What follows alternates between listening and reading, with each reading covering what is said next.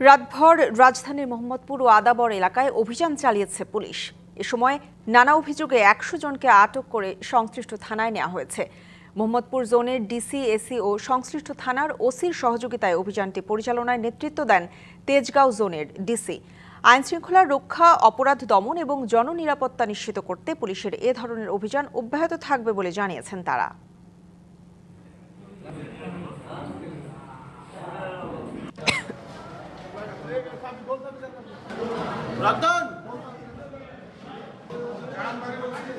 মোহাম্মদপুর এবং আদাবর থানায় এই কিশোর গ্যাং, চাঁদাবাজ এবং ছিনতাইকারী যে দৌরাত্ম্য, সেই দৌরাত্ম্যকে প্রতিহত করার জন্য আমাদের রাত 10টা থেকে এই প্রায় রাত 2টা পর্যন্ত আমরা অভিযান পরিচালনা করলাম।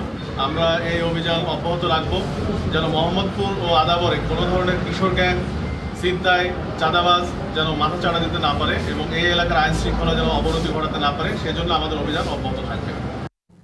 এবার নগদে পাচ্ছেন হেলিকপ্টার অফার, তাই কেনাকাটার পেমেন্ট নগদে করুন আর বুঝে নিন ২০০০ টাকারও বেশি ক্যাশব্যাক সহ হেলিকপ্টার রাইড। পেমেন্ট শুরু করুন আজই।